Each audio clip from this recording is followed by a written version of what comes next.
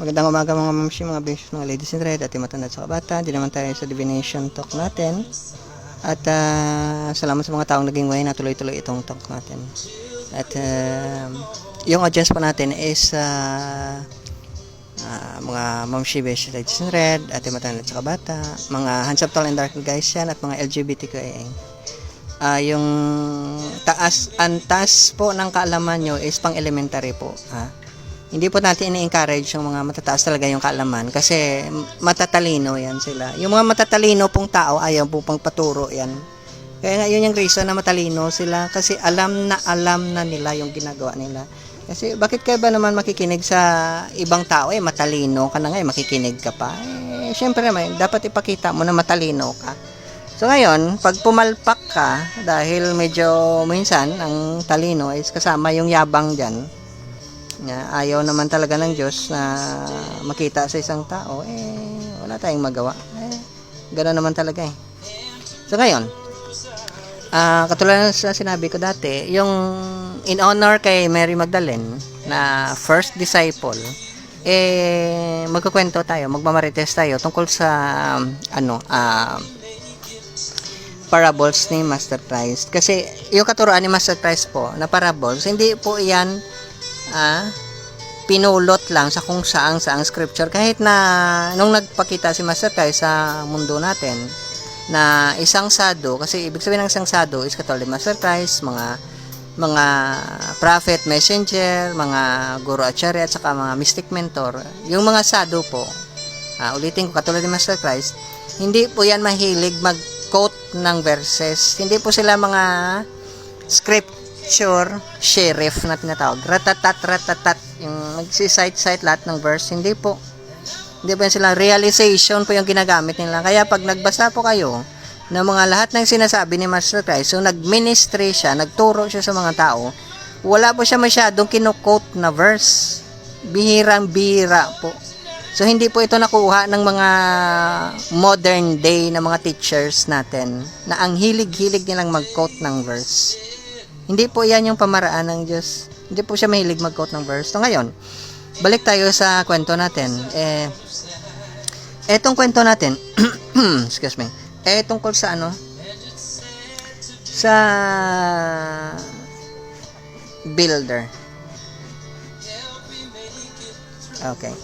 So, basahin ko, yung sabi ni Master Christ sa kwento niya, kaya ang bawat nakikinig sa mga salita kong ito at isinasagawa, ang mga ito ay maitutulad sa isang matalinong tao na nagtayo ng kanyang bahay sa ibabaw ng bato. Teka, sandali. Ulitin natin. Ang nakikinig sa salita ni Master Christ na isang sado, kasi mga sado, ang tawag minsan sa kanila, mga guro, acharya, prophet, messenger, saka mystic mentor, at isinasagawa. Teka, sandali. Ano ba ibig sabihin ng isinasagawa? Ibig sabihin, isinasabuhay mo. So, pag sinabing ni Master Christ, nakatotohanan yung lumalabas sa bibig mo, hindi mo po kinokumbinsi yung ibang tao, nakatotohanan yung lumalabas sa bibig mo. Malalaman mo yan sa ibang tao, pagkatotohanan yung lumalabas sa bibig mo. Kasi yun yung sabi ng ibang tao. Pag sinabi mo na hindi po ako swindler, alam ng ibang tao na swindler ka. Sabi mo hindi ka swindler, swindler ka pala, sabi ng ibang tao. Sino yung pakikinggan ng ibang tao? Siyempre yung ibang taong naka-witness ng ginagawa mo, na swindler ka pala, tarantado ka pala. Hindi ikaw po, kasi ang tawag dyan, pagbubuhat ng bangko mo. Yabang ang tawag dyan. Pag ikaw yung nagsabi na gumagawa ka ng kabutihan, yabang po yan. Kaya nga nung kinausap ng mga disciples ni si Master Christ, ni prophet John the Baptist, ikaw ba yung inaantay naming parating? Sabi niya, nakita niyo yung ginawa ko. Hindi yung salita ko. Nakita niyo yung ginawa ko, di ba? Yun yung sinasabi diyan. Ngayon, Kung kayo mga mamshi, beshies, ladies, rin dati matanda at saka bata, mga handsome, tall, and dark na guys yan, mga mapuputi at mga LGBTQA, pag nagbuhat po ng bangko yung isang tao, magkakwento yan ng hanggang sa langit tungkol sa kanya. Yung gusto mo malaman kung sino ako, ikukwento ko sa'yo, hindi po yan yung pamaraan ng mga sadhu or katulad ni Master Christ o mga guracharya, mystic mentor, kung ano yung sasabihin ng ibang tao na pinagagawa mo, yun yung pagkatao mo. Ngayon, kung sabihin ng ibang tao, demonyo ka, sabihin ng may isang tao nagsabi na demonyo ka, pero pag nagtanong siya ng ibang tao, nasabihin nila, ano yan? Mapakumbaba yung taong yan. Yan yung basihan mo, hindi po yung iba. Kaya nga, ang system po sa Jewish culture, may witness po. Ano yung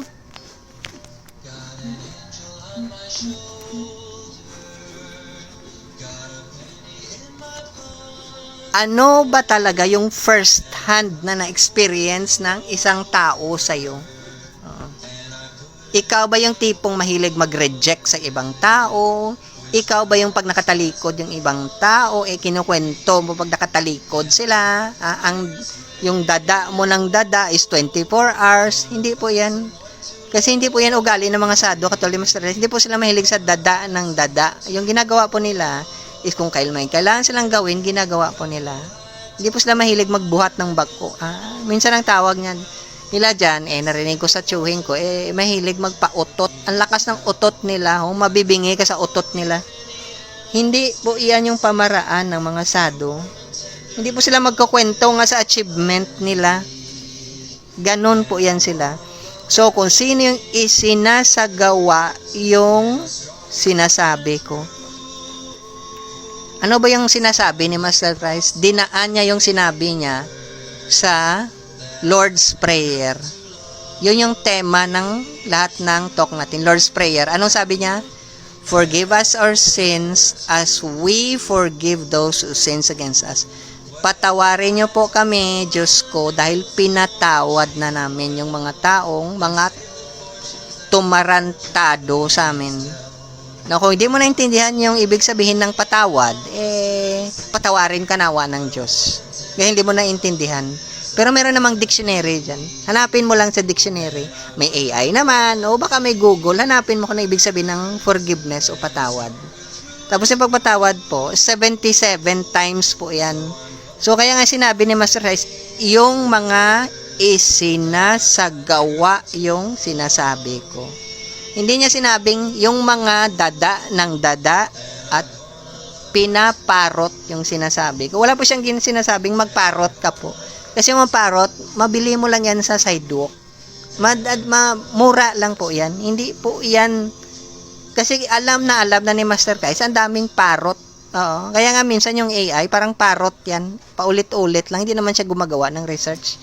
May mga taong ganun. Parot ng parot. Mukhang tao. Hindi naman tao. Hayop yan yung mga parot na yan. Hayop sa galing. Okay. So ngayon, ang sinasabi ni Master Christ, yung mga gumagawa, ang sinasabi ko, katulad sa Lord's Prayer na magpatawad, katulad sa ginawa ni Stephen, na bago siya mamatay, nagpatawad siya. Katulad sa ginawa ni Master Christ, na bago siya malagutan ng hininga, nagpatawad siya. Mga matatalino yung mga taong to. So ngayon, wag ka nang makipagdebate sa mga taong hindi nakakaintindi na ganito. Kasi kahit patayin mo yan, hindi aamin yan na walang laman yung utak nila. Kahit na 3 pa yung PhD niya. Kasi nga hindi nga niya naintindihan na kung sinong hindi gumagawa sa sinasabi ko. Ang tawag sa mga matatalinong tao to, yung bahay nila nakatungtong sa bato po. Na kahit na may bagyo, hindi matitinag. Yung mga tao po na hindi nila isinasagawa yung sinasabi ni Master Christ o na mga sadhu, dahil wala naman silang Shurat Sabad or Sweet Melody o Salinas Melody yan, o Agape or Perfect Love, nasa buhangin nakatayo po. Kasi ang mga tao pong walang Agape Perfect Love sa puso, hollow po yung puso nila. Kulang yung buhay nila. Kaya nga, very irritated yung mga ganyan. very disturbed yung mga mind, hindi makatulog ng maayos, hindi nila alam, kulang ng agape yung puso nila. Pero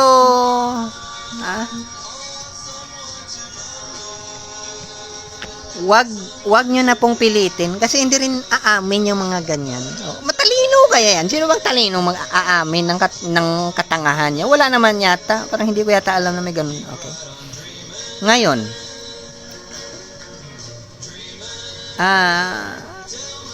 pipili lang po tayo. Pumili ka kung alin yung gusto mo. Kasi kung alam mo kung ano yung tama, piliin mo na. Oo. Ganon lang yan. No, ngayon.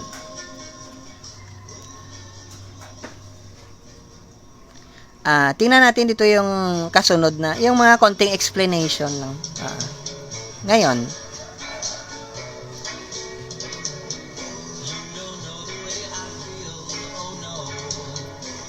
ito siguro famous na verse to, pero hindi ito exactly yung verse kasi sa Job po kinuha to.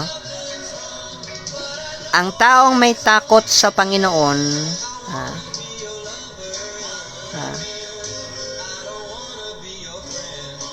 yan ang tinatawag na karunungan o kaalaman or wisdom. Okay. Yung mga taong nagpa-practice syempre nito is may nakakaintindi. Ang kanyang ang tawag dito parang yung honor niya walang katapusan. Okay. Kasi may mga taong kulang sa pansin. Gusto nila i-praise sila ng ibang tao. Alam mo yung ganon.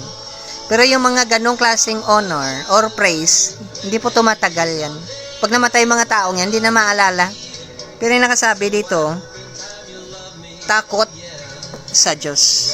No, ngayon, ang pagkaintindi natin minsan ng takot sa Diyos, nakakatakot yung Diyos. Hindi po. Kasi, ang Lord po, or yung Godhead, is agape po yan, perfect love. So, yung mga tao lang na nakakaintindi ng agape or perfect love, sila lang yung mga matatalino talagang tao. Kung hindi nyo po naintindihan yung agape or perfect love, wala pa po kayong talino kahit na 10 yung PhD nyo. Kahit 13 language po yung sinasalita nyo. Kahit kayo yung pinakamagaling na scientist kasi hindi nyo naintindihan yung totoong pagkatao ng Godhead. At saka hindi nyo po napapractice yung nalalaman nyo. Alam mo yung, oo naman, kasi mataas akong ministro, baka naman mataas yung katungkulan ko sa simbahan namin. Oo, baka elder ako. Pero, baygot ako, hindi ko matolerate yung kahinaan ng ibang tao. Bingi ako sa katotohanan. Iba po yan. Hindi po nila naintindihan. Kasi yung agape or perfect love po, sado lang po, katulad ni Master Christ, mga prophet, messenger, guru, at syarya lang po, yung pwedeng, magbigay sa inyo niyan, ilagay niya sa puso mo, i-plant niya, buksan niya yung third eye mo. Kaya nga yung mga ibang tao, na hindi nila naintindihan ng agape, wala sila talagang wisdom. Kaya nga yung talino sa mundong ito, stupidity ang tawag yan. Kahangalan sa harap ng Diyos. Kasi yung Diyos ay pagmamahal. Ngayon, ganon po yan. Kaya nga yung lesson natin sa buhay is agape. Yan lang po yung lesson natin sa buhay. Wala na pong ibang lesson. Pero dahil sa paikot-ikot yung pera sa mundo, akala natin, lahat ng bagay, malalaman natin kung may pera tayo. May kapangyarihan. Alam mo, hindi po. Kaya nga, ang hirap i-master, ang hirap intindihin yung takot sa Diyos dahil walang agape po. Takot ka lang pag nagsimba ka, takot ka lang pag nahuli ka, takot ka lang pag chinismis ka, pero actually wala kang takot dahil yung agape wala sa'yo. Ngayon, tingnan natin yung sinabi dito sa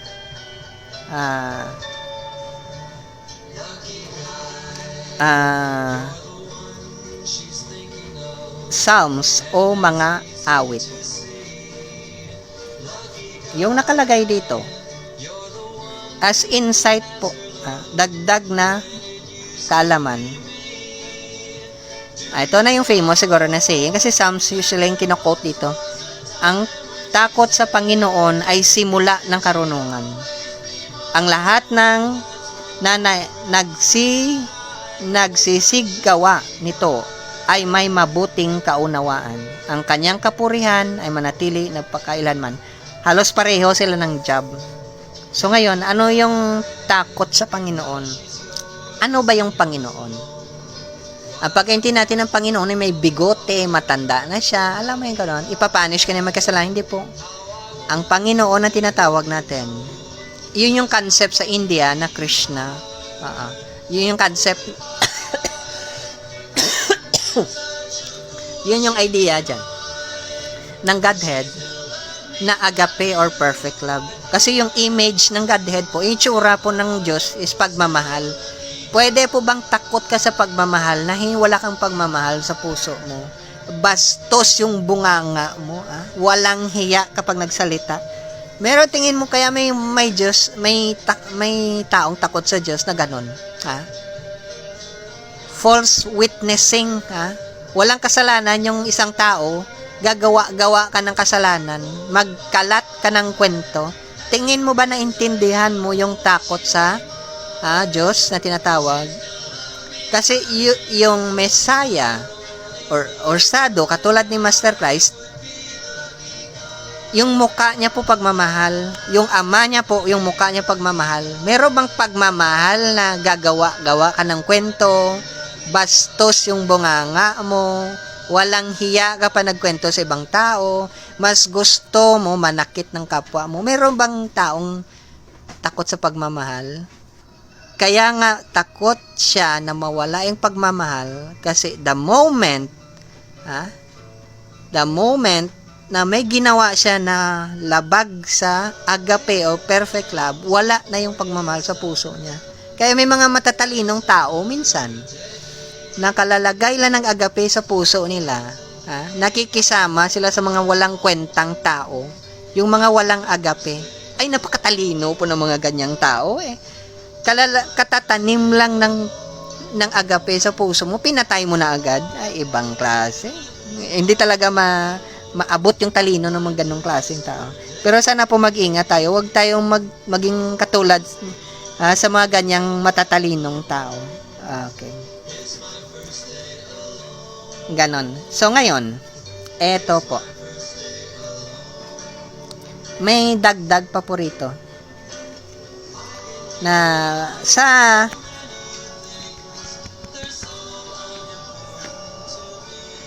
Psalms din po kinuha to, dagdag na kaalaman.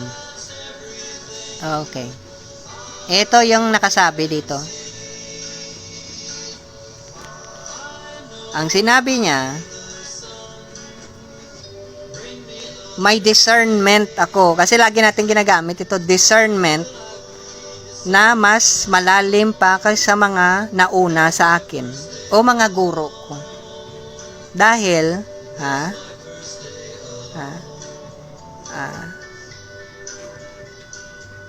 pinag-aaralan ko yung lessons ko. Yung lessons mo na tinuro sa akin. Ano pa yung discernment na sinasabi sa Psalms? Na intindihan mo na yung agape or perfect love, yun yung lesson na binibigay ng Godhead. Hindi mo nga maintindihan kung ano ibig sabihin ng perfect love. Sa tingin mo ba, naintindihan mo yung lessons na tinuturo? Si Master Christ po, siya yung role model po ng perfect love or agape. Or siya yung manifestation ng Shurat Sabad or sweet melody. Sali nyo lang sa melody dyan. Siya po yung role model para makita po natin yung totoong pagkatao ng Godhead as perfect love. Kailangan yung sadhu, katulad ni Master Christ, mga guru, acharya, mystic mentor, mga prophet, messenger. Kailangan po yung presence nila. Wala kang association sa sadhu. Akala mo ba, maintindihan mo yung agape o perfect love na hindi i-demonstrate sa'yo ng isang sadhu? Ay, nako. Brad, sister, gumising ka nga. Baka tulog ka pa kasi abusan mo yung sarili mo ng isang balde na tubig. Hindi po pwedeng mangyari yan. Kailangan po yung sado para maintindihan mo, i-demonstrate yung agape or perfect love. Kasi kung wala mag-demonstrate sa'yo, hindi mo pwedeng i-imagine. Kasi beyond sa imagination yung Godhead. So dahil sa sado, ano yung lesson ituturo sa'yo ng sado? Yung first commandment ni Master Christ, pagmamahal po, or agape or perfect love. Paano mo mga maintindihan yung perfect love or agape? Wala kang sado at wala kang agape sa puso mo, hindi mo ma-practice talaga.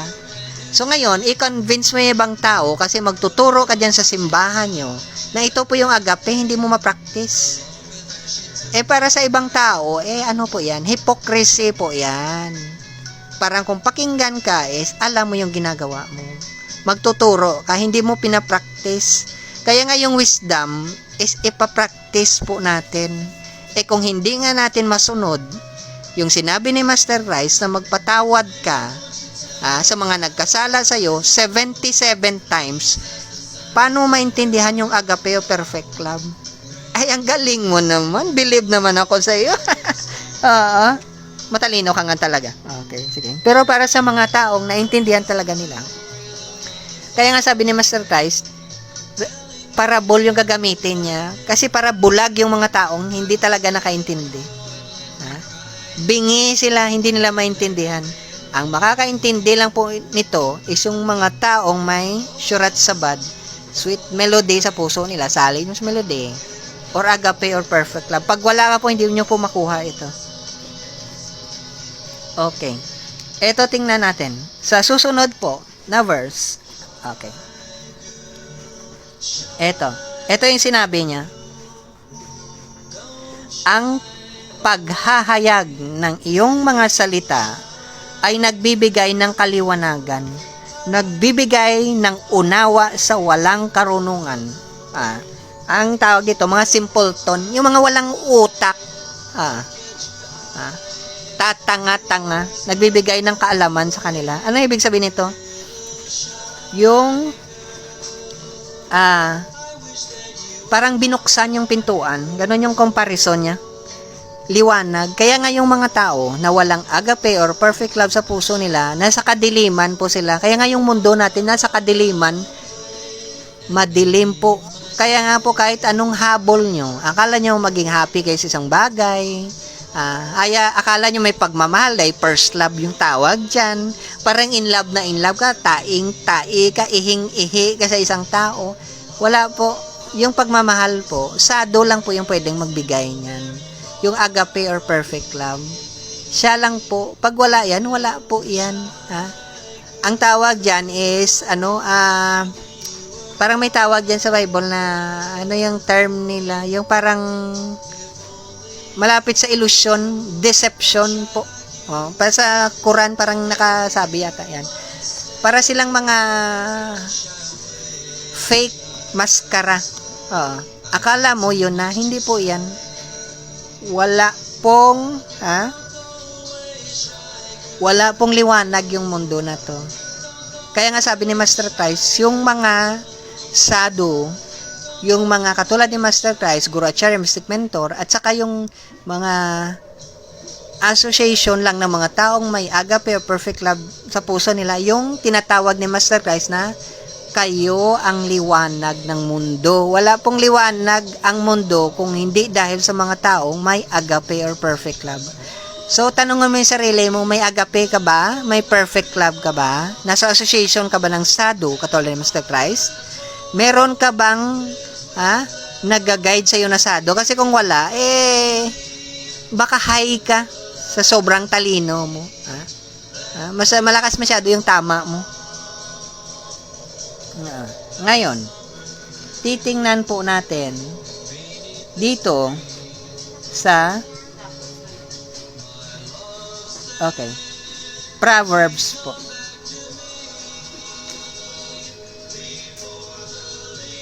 Sa Proverbs po,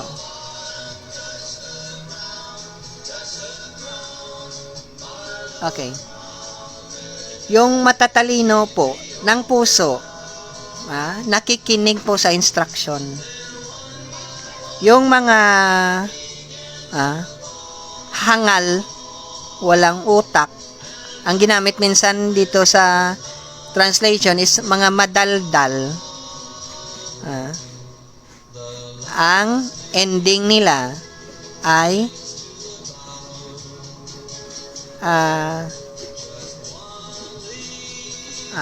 mabubuwal sila, pero ang distraction yung or trouble. Okay. So ngayon, ang matatalino daw nakikinig sa instruction. Ano ba instruction yan? Kahit anong instruction ba? Makamundong instruction ba? Instruction ba ng mga siraulo, mga kriminal? Instruction ba ng mga judge yan, mga lawyer? Instruction ba ng mga doktor, ng mga religious na tao? Hindi po. Ang instruction po na sinasabi dyan, instruction po ng sado. Ano yung instruction ng sado? And first and last na instruction ng sado, agape po, perfect love po yung first at last instruction ng sado. Pag wala ka pong agape, hindi ka po sama ni Master Christ sa Eden or Lover's Paradise. Hindi ka po niya maisama sa kingdom niya, kasi yung mga pwede lang sumama sa kingdom ng isang sado, katalod ng Master Christ, yung may agape, perfect love. Ikaw ba, tanongin mo sarili mo nga, maging honest ka nga sa sarili mo, huwag mong utuin yung sarili mo. May agape ka ba sa puso mo? Wala. Kasi kung wala kang agape sa puso mo, huwag ka nang mag-ambisyon, huwag ka nang managinip na pwede kang isama ng isang sado, katulad ni Master Christ, sa Garden of Eden or Lover's Paradise. Kasi po hindi pwede yung dyan, yung mga impure po, hindi pwede dyan. Hindi po pwede sa kingdom. Kaya wag ka pong baka kasi nasisiraan ka na po ng bait. Pero sa mga tao po na matatalino, alam nila. Yung first na lesson po, mula nang ipinanganak ka hanggang mamatay ka, agape lang po, wala nang iba. Wala ka kailangang i-memorize na verse, wala kang rituals na kailangang gawin, wala kang kailangang i-convince na tao.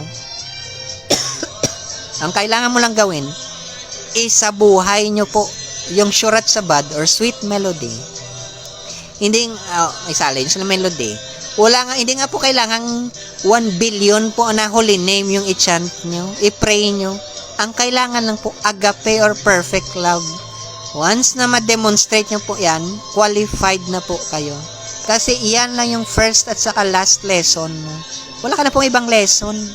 Hindi po lesson mo na maging katulad ka ng mga pinakamayamang tao sa mundo, pinaka-powerful, ang laki ng simbahan mo, mataas yung katungkulan mo. Hindi po yan yung lesson na tinuro ni Master Christ. Tandaan po natin, walang bahay si Master Christ, wala siyang trabaho, wala siyang pera.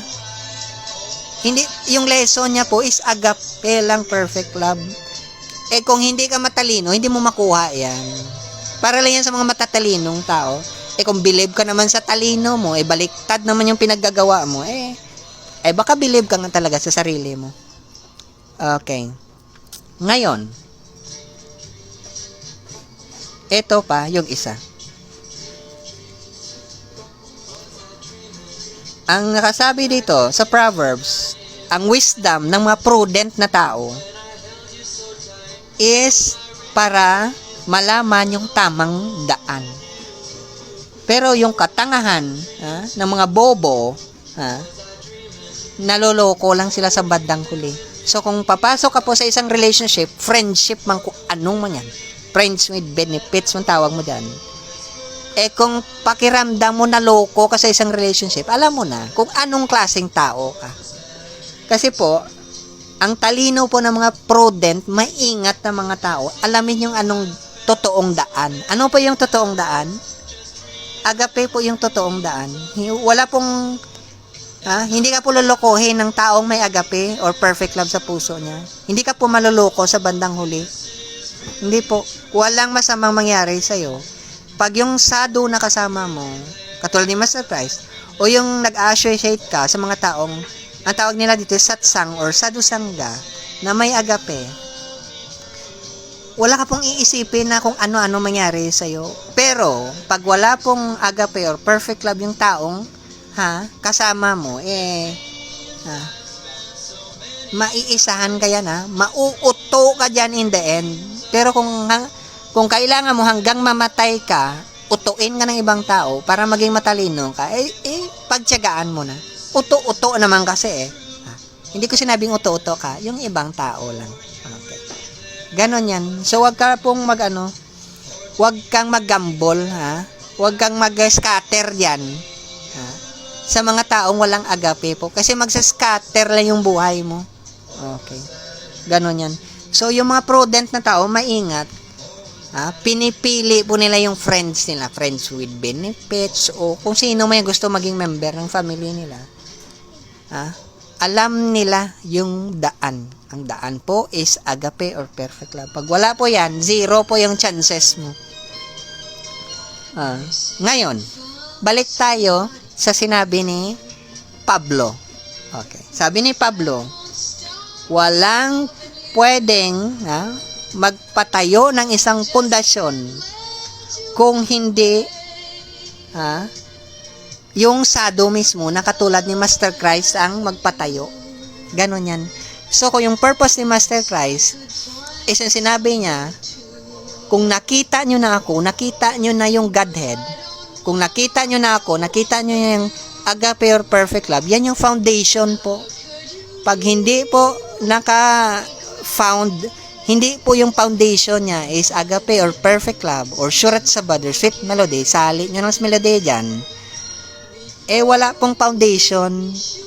Inuuto niya lang sarili nyo. Sige, mag-utuan kayo dyan. Masarap naman yan, di ba? Magkingkuyan kayo dyan. Inuuto niyo yung sarili nyo, binobola nyo, nagsasakayan lang kayo. Sasakyan kita, sasakyan mo rin ako, kasi hindi mo alam na yung foundation po ng buhay mo, ang relationship mo, is agape or perfect love. Yun yung opinion ni Pablo. Pero may mga tao mas matalino pa kaya akala nila may mas mahigit pa sa agape or perfect love. So, ayaw nila ng agape or perfect love. Baka gusto ng pera, sasakyan, bahay, kapangyarihan, ganda, alam ganun, talino, alam ganun. No, ngayon, ito yung nakalagay dito. Balik tayo sa awit or psalms. Bigyan mo ako ng pag-intindi para makita ko yung utos mo at masunod ko sa buong puso ko. Yun lang hinihingi po ng isang sado or mga taong nabigyan ng agape or perfect love sa puso nila. Bigyan mo po ako ng talino na masunod ko yung utos mo. Ano yung utos ni Master Christ? Love God with all your heart, mind, and soul. Meron pa bang iba? Meron pa pala. Ang number 2 pala, love your fellow as you love yourself. Kung mahal mo isang tao, may agape ka, anong gagawin mo sa kanya? Tadyakan mo ba? I-block mo ba sa Facebook? Ipahiya mo ba siya sa public? Magsigawan ba kayo parang mga aso kayo? Hindi po. Hindi po yan yung paraan. Yung mga taong gumagawa po niyan, walang agape, bistado ka na po. Kahit magtago ka, sa lungga, bistado ka na, wala kang agape. Okay, pero sige lang, ipagkalat mo lang na naintindihan mo yung utos ng Diyos. Kahit wala ka pong agape or perfect love sa puso mo, madali lang naman, social media lang naman yan. Pag magaling ka sa communication, makumbinsi mo ibang tao, except sa sado po. Kasi yung standard ng sado, katulad ni Master Christ, Guru Acharya, mga mystic mentor, mga prophet messenger, is agape lang po yung standard natin. Pag wala ka pong agape or perfect love, doon ka na po sa kabila. Hindi ka po pwede rito. Kahit ipilit mo yung sarili mo, hindi ka pa rin pwede. Para kang, baduy ang sinasabi. Kasi hindi ka pwede nga. Pero sige, magbaduy-baduyan ka dyan. Akala mo kasi, mauuto mo yung mga sado. Pero sige lang, okay lang. Acceptable naman yan. Kasi hindi ka naman ipapahiya ng mga sado kung alam niya na baduy ka hindi ka bagay. Okay, so ngayon, balik tayo sa Proverbs. Okay. Ang sino man na isa na sa buhay yung mga katuroang ito, nasa daan ng buhay. ang sino man, yung binabaliwala ito, maliligaw. So, nakita niyo yung sinabi sa Proverbs. Ano po yung lesson na papunta sa buhay? Agape po. Kaya nga yung sinabi sa Genesis, Tree of Life. Tree of Life ang tawag dyan. Agape yan, perfect love. Shurat Shabad or sweet melody. Sali nyo sa melody dyan. Sali nyo lang sa Garden of Eden. Okay. Ganon po. Yan yun yung lesson natin. First and last lesson natin is agape po. Kung yung ginagawa mo po is violation sa mandate, utos na agape or perfect love, wag ka na pong mag-trying hard. Hindi ka bagay Okay, maliligaw ka lang.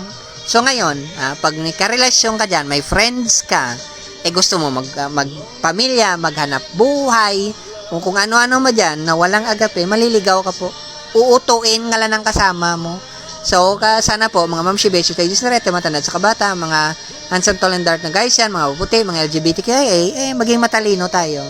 Agape lang po yung standard na gagamitin natin. Wala na pong iba. Perfect love.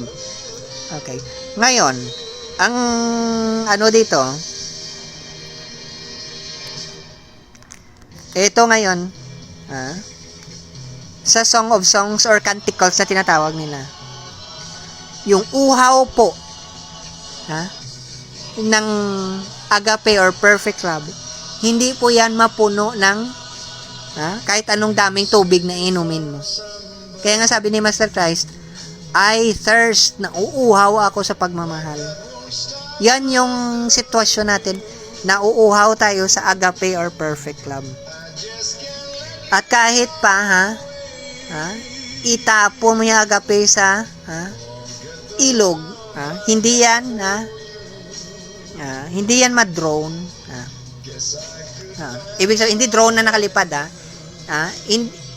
Ibig sabihin is hindi siya malulunod. Okay. Kaya ang sabi dito, lahat man ng kayamanan, ipagpalit mo sa sa agape or perfect love. Nakakatuwa yung ganong klaseng ugali. Kaya nga sabi ni Master Christ, ibenta mo lahat. Although nakakatuwa yung mga ganong klaseng ugali, na porneia ang tawag dito. Akala mo may material equivalent yung agape or perfect love. Wala po. Wala po material equivalent yan. Kaya nakakatuwa yung mga tao na red roses, mga kung ano-ano pa dyan. Yan yung sign ng pagmamahal. Hindi po yan yung agape. Nakakatuwa nga po yan, sabi sa Canticles po. Okay. Kaya nga sinabi ni Master Christ, balik tayo. Ito is builders ito. Nagbi-build ka kasi. Sabi ni Master Christ sa Matthew, tanggapin po mo yung yoke ko. Teka. Tingnan po natin. Kasi parang iba yung pagkaano nito. Eto po. Basahin po natin. Pasanin ninyo ang aking pamatok. Nako, malalim Tagalog. At matuto kayo sa akin, sapagkat ako'y maamo at may mapagkumbabang puso at makakatagpo kayo ng kapahingaan para sa inyong mga kaluluwa. Okay. Yoke kasi ito. Sa Vedic culture, yoga ito. Tanggapin mo yung yoga ko. Linking process ko. Makikiisa ka sa akin. Yun yung sinasabi niya. Matuto ka sa akin. Ano ba yung lesson ni Master Christ? Agape po yung lesson ni Master Christ. Lahat po ng sado na nagpakita, naging tao sila para turuan tayo. Isa na po yung lesson nila. Agape or perfect love or Shurat Shabad or sweet melody. Isali sa melody. Ilagay niya yan sa puso mo, yung seed of faith. At buksan niya yung third eye mo para makita mo yung kingdom ng Godhead. Katulad ni Stephen, na binato, Esteban. Ganon yan. Tanggapin mo ang yoke ko. Kasi ang yoko, ang connection mo sa akin, ay agape or perfect love. Matuto ka sa akin, paano ko pinakita yung agape or perfect love. Hindi po siya nag-recite ng mahabang prayer si Master Christ, ha? Lord's Prayer lang yung tinuro niya, ha? Hindi po siya naging billionaire, millionaire. Hindi po siya naging king. Wala nga siyang bahay. Okay. Ganon po yan si Master Christ. Matuto kayo sa ginagawa ko. Mahal na mahal mo si Master Christ, taliwas naman yung pinagagawa mo. Ha? Nangunguleksyon ka, ang dami mong pera, naka-aircon pa yung bahay mo. Hindi ko sinabi masama yan, pero mas komportable ka sa material na pamumuhay mo kaysa spiritual na practice mo. Ganon po yung idea na yan. Ano yung pinakita ni Master Christ hanggang nung nag-start siya ng ministry, hanggang siya ipinako at nag-resurrect siya? Perfect love lang po. Nagdududa yung mga disciples nga sa kanya, nag-aagawan sila ng posisyon. Yung iba pa dyan, tumalikod sa kanya. Pero dahil agape yung tinuturo niya, hindi siya pwedeng tumalikod, hindi niya pwedeng i-betray. Alam mo yung ganon? Wala siyang ginawa na hindi agape or perfect love. Pero hindi nakuha ng iba to. Akala nila, pupunta si Master Christ sa simbahan para mag-pray, magluhod dyan, sasakit yung tuhod mo, 24 hours na lang, mag-pray ka. Excuse me.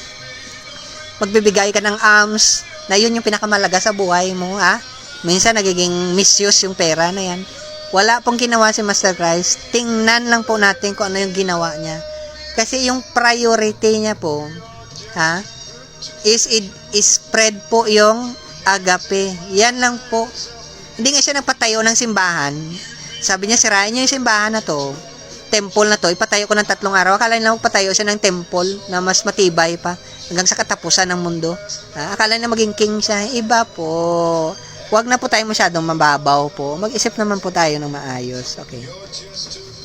Wala po siyang ginawa sa standard ng mundo na to. Yung standard po na sinusunod niya is standard ng Godhead. Dahil yung agape, our perfect love, yun mismo yung Godhead. Okay. Ito po, yung last na lesson po natin na sinasabi ni Master Christ. Turuan nyo silang sundin ang lahat. Hindi yung partial, hindi 1/2, hindi 1/4, hindi konti-unti lang. Hindi ngayon, ito lang muna, tapos bukas, ito na naman, hindi po. Turuan nyo silang sundin ang lahat. Ulitin ko po, sundin ang lahat ng mga bagay na iniutos ko sa inyo. Lahat po, hindi po yung komportable ka lang, hindi po yung magaan sa bulsa, hindi po maganda sa pakiramdam nyo po. Hindi po iyan yung point ng Godhead po. Ang sinasabi po ni Master Christ sa sado o lahat ng sado, sasabihin lang, lahat ng inutos ko sa inyo. At narito ako kasama ninyo palagi hanggang sa katapusan. Kaya nga yung sado, kahit mag-pass away siya, kasama mo yan. Ganon yung relationship na nakatali sa agape or perfect love, hindi po napuputol yan. Pag wala pong agape, napuputol po yung relationship kasi uto-uto pong klaseng relationship yan. Kalokohan po yan. So, ayun sinabi ni Master Christ, tanda po natin, lahat,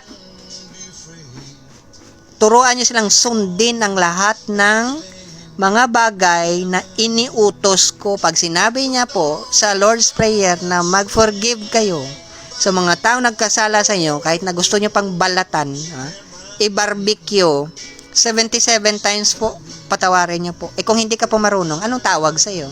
Hindi mo nasusunod lahat ng sinasabi niya. Huwag nyo naman pong tarantaduhin si Master Christ po. Huwag nyo naman pong tarantaduhin yung Godhead. Huwag nyo na pong gawing sinungaling yung Godhead po. Huwag nyo pong gawing katawa-tawa po o i-mock nyo po yung agape or perfect love. Hindi po tarantado yung Panginoon po. Hindi po tarantado si Master Christ. Wala pong sado na tarantado katulad ni Master Christ. Mga Guracha, mystic mentor, mga prophet messenger. Wala po. Kaya nga sinasabi nila lahat ng itinuro ko, walang exemption, walang pwede, wag muna ito. Hindi po. Lahat po. Hanggang po mamatay yung katawan na to, lahat po sundin. So, kung medyo may pagkatopak po tayo minsan, iwanan na po natin yan. Sundin lang po natin. Kaya nga sa Islam ang tawag dyan, we hear and we obey. Narinig namin, susundin namin. Wala na pong ekstrang bukas po sundin namin. Mamaya-maya na lang po. Sa sunod na taon na lang po. Sandali po. After 10 years na lang po namin sundin. Wala pong ganun. Ngayon po, kasi yung promise ni Master Christ, ngayon kanya dadalhin sa Garden of Eden, sa paradise. Ngayon kanya dadalhin. Kaya nga sabi ng ng kriminal, huwag mo akong kalimutan, Panginoon, ha? Kaya nga ang promise niya rin, ngayon dadalhin kita dahil sinabi mo huwag kitang kalimutan ngayon na. Ibang tao, sige sandali lang ha? Tatai muna ako, saka kita maalala. Hindi po ganun. Ngayon na, pag sinabi niya ngayon na, wala na pong bawian yan ngayon na po. Kasi sinabi ng Sado, Kalday Master Christ, sasabihin din niya ng head of the family, sasabihin ng family, ng parents sa mga anak nila, ngayon isasama kita. Wala na pong bukas. Salamat po sa pakikinig niyo mga Mamshi Besios, ladies and red, ate matanda at saka bata, mga santalendar ng gaysan at saka mga mapuputi at mga LGBTQA. Sana po may lesson tayo na nakuha sa tinuturo ni Master Christ sa parables niya po. Salamat po sa time niyo. Thank you. At sa susunod po. Bye-bye.